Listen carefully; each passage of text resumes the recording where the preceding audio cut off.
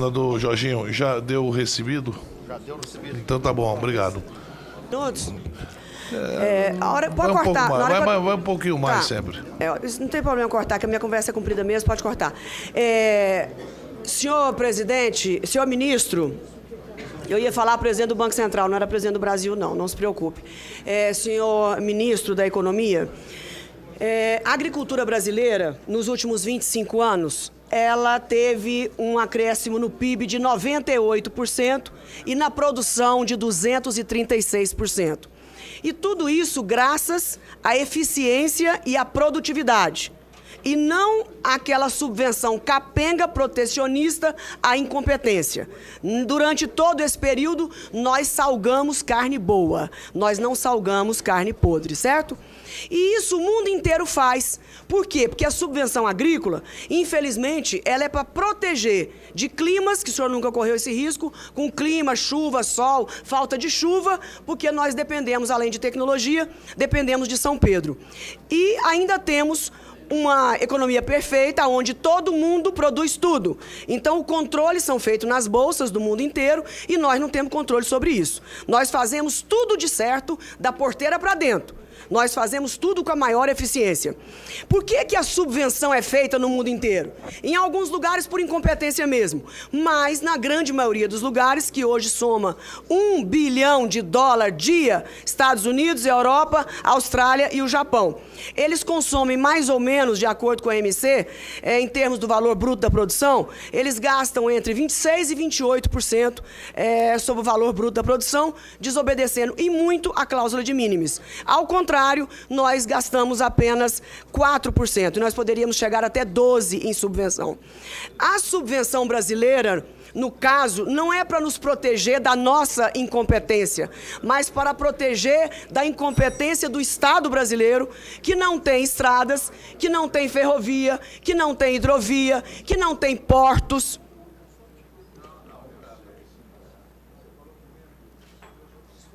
Eu vou aguardar, não tenho pressa. Não, eu vou esperar terminar. Eu não tenho pressa. Ok, obrigada. Então, a subvenção é para dar essa proteção a quem não tem a eficiência do Estado brasileiro da porteira para fora. O senhor sabe muito bem como está o Brasil hoje. E também nos proteger da formação de preços.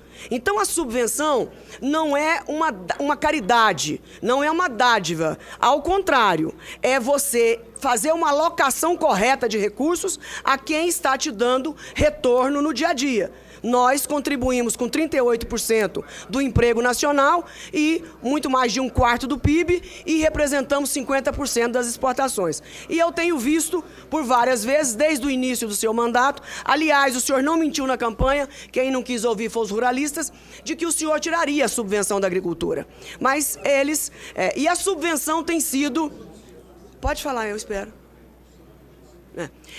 E a subvenção, então tá bom, a subvenção da agricultura, o senhor dizendo ou não, ela tem sido reduzida drasticamente, começando pelas máquinas e implementos agrícolas, porque o que fez nós crescermos no PIB 98% e 236% em produtividade, foi porque nós tivemos a Embrapa, pesquisa, inovação, tecnologia, disposição dos produtores em aplicar, e tivemos máquinas e implementos da primeira linha de qualidade máxima. Então, essa subvenção foi possível, com essa pequeniníssima subvenção, foi possível nós nos tornarmos, nos últimos 40 anos, um dos maiores gigantes da agropecuária mundial. Então, eu gostaria de registrar que nos Estados Unidos o seguro agrícola é de 100%, para não mentir, é 98%. E lá não tem zero de crédito rural subvencionado. Nós fazemos essa troca com tranquilidade. Se o senhor nos der 100% de seguro agrícola e de preços, como é nos Estados Unidos, nós também não precisamos de subvenção para o financiamento. Lá funciona automaticamente todas as estações do país inteiro e mostra a diferença de custo de produção e preço de mercado. Então, lá não funciona apenas por falta de chuva ou por excesso de sol, mas também por preço de mercado.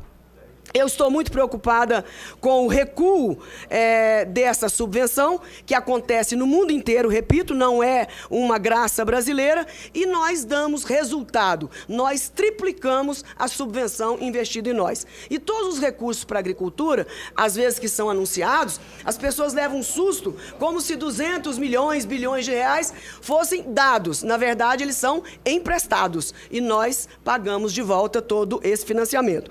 Então, este recuo é muito difícil de ser tolerado. Isso nós vamos ter consequências graves. Nós tínhamos até 4 safras atrás, nós tínhamos 1.150 produtores financiados. Nós já estamos hoje com 850 mil produtores financiados. Nós tivemos uma redução de 300. E isso é preocupante, porque nós estamos caindo na mão das traders, que é o juro do mercado livre e que não há subvenção e nem cuidado. Então, o que está acontecendo? Nós estamos nos dirigindo para uma agricultura sem agricultores. Uma gigante agricultura com meia dúzia de produtores que consegue sobreviver às expensas das grandes traders. Para concluir, eu queria saber o que o senhor acha, porque sobre a subvenção da agricultura eu já sei o que o senhor acha. O senhor é contra. Mas eu queria saber o que o senhor pretende fazer com a subvenção, entre aspas, para os impostos sobre lucros e dividendos, que na realidade é uma subvenção na veia. Hoje nós cobramos 4%, enquanto nos Estados Unidos é 29% e tem país que é 49%. Se nós estamos imaginando, ou se o seu ministério imagina, junto com a importância da reforma da Previdência, se essa questão tributária também vai ser considerada. Porque, de certa forma, é uma satisfação a dar para o povo brasileiro que tem um salário mínimo em média de aposentadoria, enquanto as grandes fortunas e dividendos não têm imposto algum. E sobre as desonerações tributárias, o que o senhor imagina fazer, que nós estamos a 4% do PIB, em média geral, no mundo 2%. Existe algum planejamento para classificar, avaliar, analisar as desonerações tributárias que poderiam compensar e muito esses setores que dão retorno ao país? Muito obrigada. Em primeiro lugar, a senadora Kátia. Senadora, é inconteste a liderança do setor agrícola brasileiro como não só a maior fronteira de produção agrícola do mundo hoje, quer dizer, junto com os Estados Unidos, são as duas maiores potências agrícolas do mundo, mas também a importância do ponto de vista de exportações. O Brasil hoje vive de exportações do setor agrícola. A sua atuação no setor agrícola é conhecida há décadas. A senhora luta pelo setor agrícola. Então, eu até acho interessante, conceitualmente, um economista preocupado com finanças públicas, ele está atento a subsídios. Conceitualmente. Eu nunca falei na campanha, eu até achei interessante. Um determinado candidato dizia: o Paulo Guedes vai acabar com o subsídio agrícola, vai quebrar o campo, vai tirar o dinheiro todo. Eu nunca disse isso. Eu nunca fiz uma declaração contra o setor agrícola. Não tem uma. Aliás, contra nenhum setor específico. Eu sempre falei: olha, nós temos que examinar subsídios, desonerações, porque o governo está mal financeiramente, ele tem que examinar essas coisas. Agora, nunca houve nenhum movimento explícito. E eu concordo que o principal risco para a agricultura brasileira sempre foi o problema mesmo do tempo e dos preços. Os preços oscilam selvagemente, você plantou, fez tudo direitinho, na hora que você tirou, colapso total, não conseguiu colher. Então, existem formas de lidar com isso, como o seguro agrícola, tudo isso. O crédito subsidiado era uma das formas iniciais.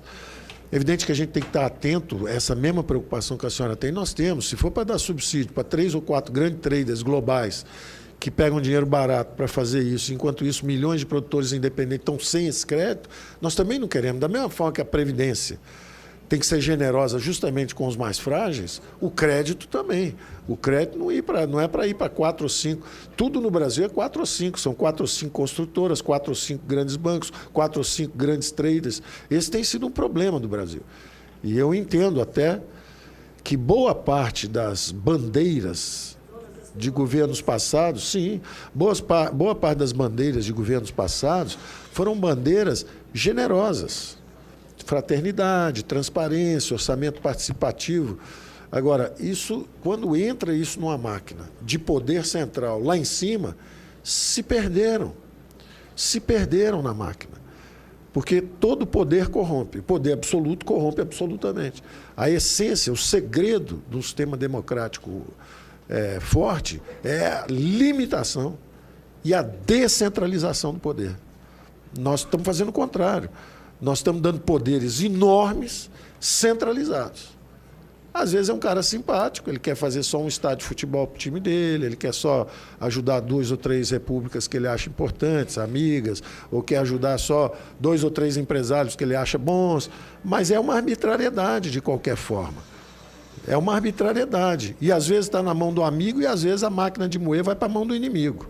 E aí é terrível a vida. Então a maior defesa que a democracia tem é limitar e desconcentrar o poder. Então, toda a defesa da federação, da economia de mercado, da redução de subsídios, é para evitar justamente a desoneração para quem tem mais lobby, é mais forte, o crédito concentrado com quem é mais forte. Nós, como brasileiros, eu sei que nós estamos juntos acima dessas coisas. Se a gente pensar, conversar sobre isso, nós vamos estar do mesmo lado. Agora, botou a camisa do time, acabou, começa o tiroteio. Então, nós temos que ter essa tranquilidade de conversar sobre essas coisas sem a camisa e ver como é que a gente melhora. Então, do ponto de vista de subsídios, seguros, não houve nenhum movimento ainda explícito nessa direção. Tem que haver... nós queremos evitar concentração, já estamos atentos para o negócio do seguro agrícola, é muito importante, é uma ferramenta importante. Tudo que a gente tem que decidir... Outro dia tomamos uma decisão desse tipo, quer dizer, ia haver importação de leite em pó, e aí foi dito que isso desorganizava, trazendo leite em pó, ia desorganizar milhões de pequenos produtores. A ministra da Agricultura veio correndo conversar comigo e eu, na mesma hora, falei, não pode, segura então, não deixa, bota aí um negócio qualquer para compensar, enquanto a gente entende o negócio. Aí depois vieram produtores menores dizer, não, ao contrário, você tem que deixar entrar o produtor de leite em pó para esses caras pagarem mais para nós, porque hoje são 2 ou 3 só que tem no Brasil que fazem isso, e eles exploram o pequeno produtor, porque só eles é que compram, então eles pagam menos. Então, essas coisas são complexas. A gente quer evitar a concentração e a gente não quer, de forma alguma, desproteger o setor produtivo brasileiro. A vocação natural do Brasil é a agroindústria. O Brasil tem essa vocação natural, isso é um motivo de força. É a maior frente parlamentar que tem aqui, é uma frente grande e tudo. Então, existe, e essa representação popular tem que ser ouvida. Tem que ser ouvida. Então, eu não acho que, em princípio, não tem nada assim, eles querem tirar o subsídio da agricultura. Não. Qualquer economista responsável está contra o subsídio. O subsídio é que tem que se explicar. Assim, em princípio, você é contra todos. Aí você fala assim, não, mas isso aqui é um setor desprotegido, precisa disso, são milhares de pequenos produtores. Você fala, então pode. Mas, em princípio, não, porque você sabe que normalmente é lobby, normalmente é quem tem mais poder, quem tem mais cacife. Então, é só isso. Mas nunca tive nenhuma declaração explícita minha contra um subsídio específico. Em segundo lugar, os impostos. Em segundo lugar, as exonerações são 4% do PIB no Brasil, são 2% em outros lugares. Exatamente o que a gente conversava, eu quero pegar o assunto justamente isso. Como é que houve essa escalada de desonerações? Na hora que a crise econômica começou a se abater, o governo, acuado, em desespero, começou a sentir a pressão, e a pressão maior é do ABC paulista mesmo, é onde estava a indústria automobilística, onde estava a base política, onde está a autopeça, está aquele negócio. A turma começa a bater ali, tem uma pressão política forte, você desonera 1, desonera 2, desonera 3, vai desonerando, e aí, extraordinariamente, a desoneração foi lá em cima. Como é que eu olho para isso? Se os impostos fossem mais baixos e todos pagando, você não precisa desonerar tanto, é o que eu falei um pouco antes. Agora, como o imposto é muito alto, quem tem o poder político vem em Brasília, pressiona e é desonerado. Aí vai para 4% do PIB. Quem não tem poder político, quebra. Se for pequenininho, quebra. Se for grande, contrata um grande escritório de advocacia e fica anos aí, devendo 100 bilhões e paga, devendo 100 milhões, 150 milhões, 200 milhões, paga 5 milhões, 10 milhões, 15 milhões para o escritório de advocacia e fica aí rolando. Então tem contencioso de 1 trilhão de um lado e desonerações de 300 bi do outro lado. Nós temos que nos debruçar sobre isso. Os impostos sobre lucros e dividendos, eu não sei se referente ao setor agrícola ou imposto sobre lucros e dividendos na economia como um todo.